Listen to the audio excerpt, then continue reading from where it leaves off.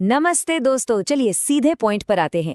अगर आप यहाँ इसलिए आए हैं क्योंकि आपका गोल है siemens stock fundamental analysis, company का फुल बिजनेस समझो, तो आप बिल्कुल सही जगह पर हैं। हम सिर्फ ऊपर ऊपर की बातें नहीं करेंगे, बल्कि इस मैसिव इंडस्ट्रियल टाइटन को कंप्लीटली डीमिस्टिफाई करेंगे। इसके बिजनेस और वैल्यूएशन की ऐसी डीप डाइव करेंगे कि आपको इनके कोर ऑपरेशंस और फाइनेंशियल्स सब कुछ क्रिस्टल क्लियर हो जाएगा। आज हम इस टॉप डाउन अप्रोच को फॉलो करेंगे। पहले इस मॉडर्न कंपनी के नए रूप को समझेंगे, फिर इनके रेवेन्यू के 4 मेन पिलर्स देखेंगे, उसके बाद इनका सॉफ्टवेयर की तरफ जो बड़ा शिफ्ट है उसको समझेंगे, एबीबी और श्नाइडर के साथ इनका कंपटीशन देखेंगे, और आखिरी में सबसे जरूरी फाइनेंशियल्स और स्टॉक वैल्यूएशन पर बात करेंगे। तो चलिए शुरू करते हैं पहले हिस्से से। आधुनिक सीमेंस यानी मॉडर्न सीमेंस को अनपैक करते हैं, जो अब सिर्फ एक ट्रेडिशनल इंजीनियरिंग कंपनी नहीं रह गई है। सबसे पहला सवाल जो दिमाग में आता है वो ये है, क्या ये लेजेंडरी मैन्युफैक्चरर वाकई में आज भी एक हार्डवेयर जायंट है, या फिर इसे एक मॉडर्न इंडस्ट्रियल सॉफ्टवेयर कंपनी बुलाना ज्यादा सही होगा? और यकीन मानिए, इस सवाल का जवाब सीधा इनके स्टॉक वैल्यूएशन को हिट करता है। अब इस पर ध्यान दीजिए।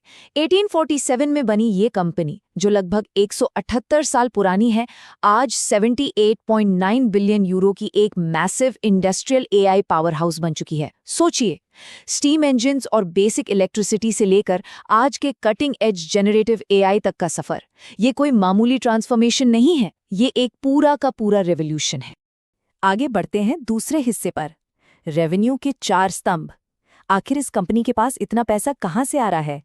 देखिए, इनका जो रेवेन्यू पोर्टफोलियो है ना, वो ब्रिलियंटली बैलेंस्ड है। किसी एक चीज पर निर्भर नहीं है ये।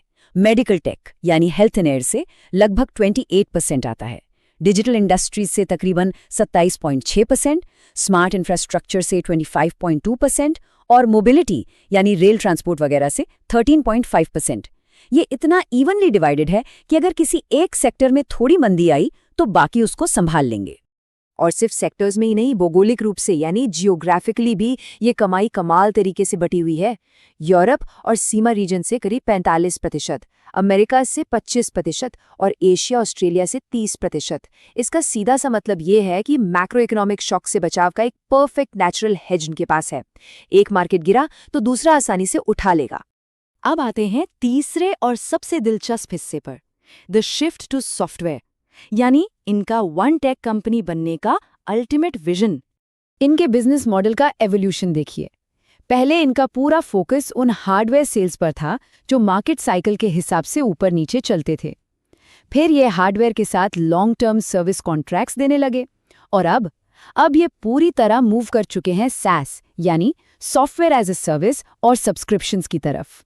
इसका फायदा, ये अप्रोच एक बार आने वाले पैसे को हर साल आने वाले प्रेडिक्टेबल रिकरिंग रेवेन्यू में बदल रही है, और शेयर मार्केट को ऐसी प्रेडिक्टेबिलिटी सबसे ज्यादा पसंद आती है। इस पूरी नई कहानी का हीरो है इनका सीमेंस एक्सेलरेटर प्लेटफॉर्म। इसे आप इंडस्ट्रियल मशीन्स की बॉडी का ब्रेन समझ लीजिए। डिजिटल ट्विन्स की मदद से कस्टमर्स किसी भी फिजिकल प्रोडक्ट की पहले ही एक वर्चुअल कॉपी बनाकर उसको सिम्युलेट और ऑप्टिमाइज कर सकते हैं। और कंपनी ने 2026 तक 4 बिलियन यूरो का एनुअल रिकरिंग रेवेन्यू हासिल करने का एक लंबा चौड़ा क्लियर टारगेट सेट कर लिया है। इनकी कॉर्पोरेट स्ट्रैटेजी कितनी शार्प है, इसका अंदाजा आप इस बात से लगा सकते हैं कि ये लोअर मार्जिन वाले फिजिकल यूनिट्स जैसे सीमेंस एनर्जी को धीरे धीरे अपने पोर्टफोलियो से निकाल रहे हैं। और वो कैपिटल कहाँ जा रहा है?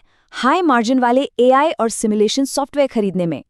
हाल ही में जो लगभग $10 बिलियन का अल्टेर इंजीनियरिंग का एक्विजिशन हुआ, वो इस स्ट्रैटेजी का सबसे ठोस सबूत है।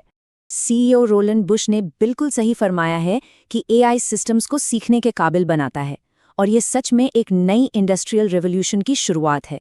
जेनरेटिव एआई को अब इंडस्ट्रियल सॉफ्टवेयर में इतनी गहराई से जोड़ा जा रहा है कि इंजीनियर्स आम बोलचाल की भाषा में ही कॉम्प्लेक्स मशीन कोड लिख सकते हैं।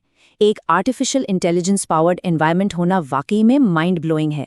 चौथे हिस्से पर नजर डालते हैं, इनका कंपेटिटिव मोट। एबीबी और श्नाइडर जैसे दिग्गजों के सामने ये मार्केट में कहाँ खड़े हैं? अगर हम डेटा और मार्केट को देखें तो इलेक्ट्रिफिकेशन में श्नाइडर इलेक्ट्रिक सबसे आगे है। मोशन और रोबोटिक्स की बात आए तो एबीबी का स्ट्रॉन्ग होल्ड है। लेकिन जब बात इंडस्ट्रियल ऑटोमेशन और सॉफ्टवेयर की आती है तो वहां सीमेंस का बोलबाला है, वहाँ इनके मार्जिन सच में बेस्ट इन क्लास हैं। इनका एडवांस्ड सॉफ्टवेयर ही इनका सबसे बड़ा हथियार और कंपेटिटिव एज बन जाता है। पर देखिए, पिक्चर हमेशा इतनी परफेक्ट नहीं होती। खतरे रियल हैं। इमर्जिंग मार्केट से आने वाले low cost Chinese automation competitors आगे चलकर इनके प्रॉफिट मार्जिन्स को सीरियसली काट सकते हैं। साथ ही डेटा सॉवरेनिटी के नए रूल्स, यानी डेटा किस देश में स्टोर होगा और ग्लोबल सप्लाई चेन में उतार चढ़ाव, ऐसे रियलिस्टिक रिस्क्स हैं जिन्हें बिल्कुल इग्नोर नहीं किया जा सकता। और अब आखिर में आते हैं 5वें खंड पर, फिनेंशियल्स और स्टॉक वैल्यूएशन, वो हिस्सा जो हमें असली स्टिकर शॉक देता है। चलिए इस क्वांटिटेटिव एनालिसिस को समझते हैं। सबसे पहले इनके सॉलिड नंबर्स देखते हैं। ग्लोबल स्केल पर FY 2025 में इनका परफॉर्मेंस स्टेलर रहा है। इन्होंने लगातार तीसरे साल एक रिकॉर्ड ब्रेकिंग 10.4 बिलियन यूरो का नेट इनकम पोस्ट किया है। और इनका रिटर्न ऑन कैपिटल एम्प्लॉयड भी देखिए, जो 17.8% पर स्टैंड करता है। मतलब अपने लगाए गए पैसे पर रिटर्न बहुत ही बेहतरीन है। एक बात तो तय है कि कंपनी फंडामेंटली बेहद स्ट्रांग है। प्रॉफिटेबिलिटी की बात करें तो इनके टारगेट्स काफी क्लियर और मजबूत हैं। डिजिटल इंडस्ट्रीज 17 से 23% मार्जिन्स एम कर रहा है और स्मार्ट इंफ्रास्ट्रक्चर लगातार quarter on quarter margins improve करके 16 से 20% के बीच ला रहा है। मोबिलिटी का भी 10 से 13% का सॉलिड टारगेट है। ये सारे नंबर्स दिखाते हैं कि इनके पास जबरदस्त प्राइसिंग पावर और ऑपरेशनल एफिशिएंसी दोनों हैं। लेकिन दोस्तों, यहीं से एक इन्वेस्टर का असली क्लासिक डायलेमा शुरू होता है।